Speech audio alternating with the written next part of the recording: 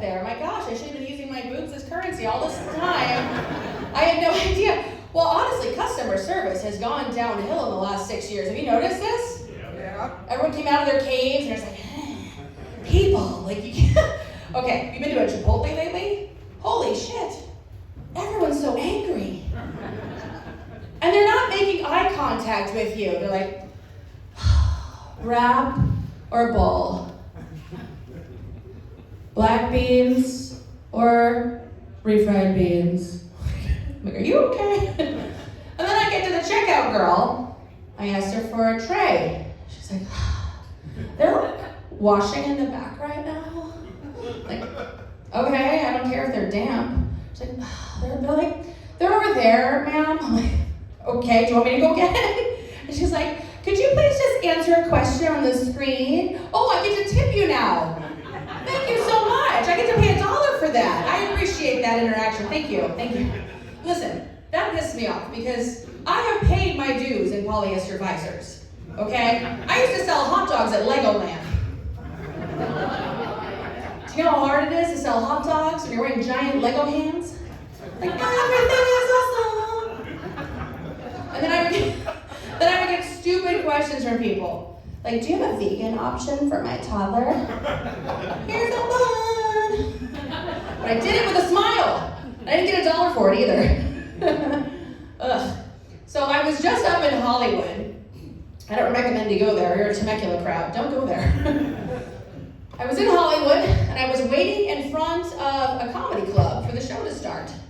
And I noticed the guys out front started doing shots with these little mini liquor bottles. I thought, well, that's kind of strange. Maybe they're nervous about the show. So I asked one of them, I said, hey, what time's the show gonna start?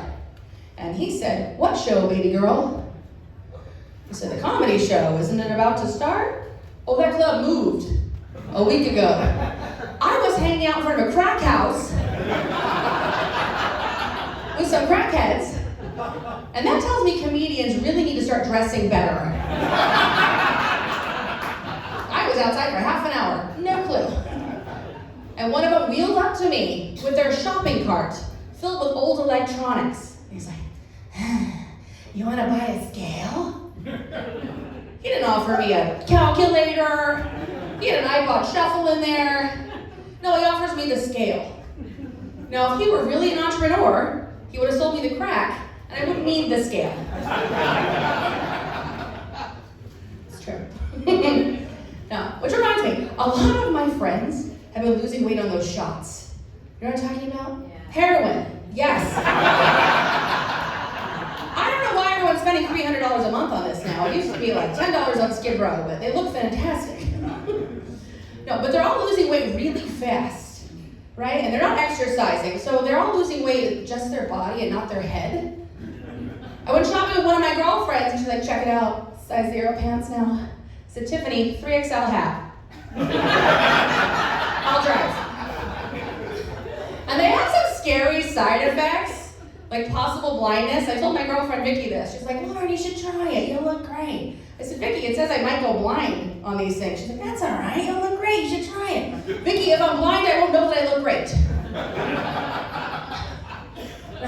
And then the other thing they can cause is all this like loose skin. So it's like one of those air dancers in front of the car dealership. Like, you look great. You should try it. Sexy. Currency. Now, I prefer to lose weight the old-fashioned way. Spanx. Oh, my big girl panties. Oh, I love them. They just suck everything in and squeeze it to the top like a tube of toothpaste. These are my knees. I'm talking right now. The doctor loves checking my reflexes, let me tell you. Last time he was like, is that a new bra? No, it's a knee brace. No copay. Yes. You gotta buy the real ones though. You can't buy them on Temu because if you need 6 pairs of them, it takes forever to go to the bathroom. I'm just warning you now.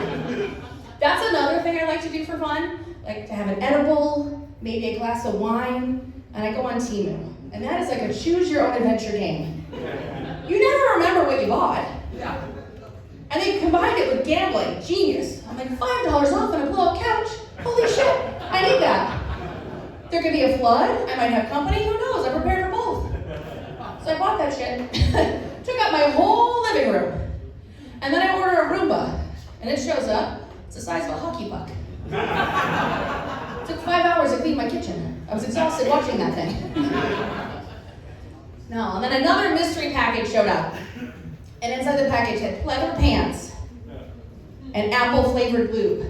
And I thought, well, that's kind of strange. I'm usually more of a great girl. But I figured it out. The lube was to get the pants on. So it was like making a pie down there. So sexy. So gross. I can tell you when not to do an edible. So here's the thing. You never want to mix drugs. You'll get a little party crowd, but if you ever go to Vegas, I can tell you, 8 days in Vegas is too long. I did that and I expired on day 4 because I ran out of money and I got very bored quickly. So I was like, I'm gonna try mushrooms. Yeah, shit hits different when you're middle aged, guys.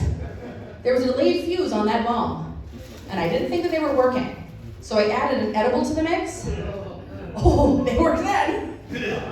And I know that because I joined a Japanese tour group. And the mushrooms convinced me that I could speak Japanese. I just kept saying, sayonara, sayonara. And they're such polite people. And sayonara just means goodbye. It's not like aloha, where it's like hello and goodbye. Like, they just kept trying to leave, like, and I would just follow them and I'd bow. I am no longer welcome back at the Bellagio. Don't travel with me. Now I have to stay on Fremont Street with the rest of the poor people, and it's very, very sad. I just stayed at a place called the D. Oh, what a classy establishment, the D. That can mean a lot of things. I can tell you what they don't have in the D, customer service. So when I pulled in, the bellhop was getting handcuffed and put in the back of a cop car. It's like, oh, I'm great, I'm carrying my own bags too. I'm taking a star away on your review. Surprise! Isn't that my birthday? Yes! Oh, God. Speaking of the D, I get a lot of feedback online. And it's always the deformed white guys that have shit to say about what I look like. You know, the ones with like the mute from the Goonies, like, hey you guys, eat a salad. I'm like, you have one eye. Get an eye patch. Yeah, fine scale. I'm like, can I meet you in Hollywood? They always have something to say about what I look like. And one of them sent me a surprise penis, my first micro penis. And he was a brave and delusional man. Like, he was posing with that thing, full face and body, like a 90s glamour shot. Just a 2-finger hold on that Tic Tac. Look quite smolder. And he said, I said, wow, how unimpressive. And he said, keep this between us, please. But he didn't say please, it was just PLZ. So the please was short like his dick. No. I am happily married and I'm grateful to be married. My husband is from Alaska and he is very hot. And he doesn't know that he's very hot because he's from a town where it was just him and the mailman was also the mayor. It was small. And listen, I know what I'm working with. I am a 4 in LA.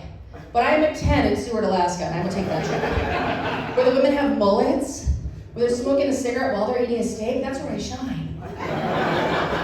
And I locked it down with him by pretending to be interested in his rugged hobbies, like bear hunting, or the worst one of all, you might have heard of it, camping. That is not a vacation.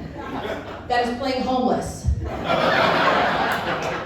And last time we were by an actual homeless family, they're like, welcome, do you need anything? Oh no, I have a home. I'm doing this for fun. Now if you'll excuse me, I have to use my toilet bucket. I'm Laura Rachael. Thanks for having me.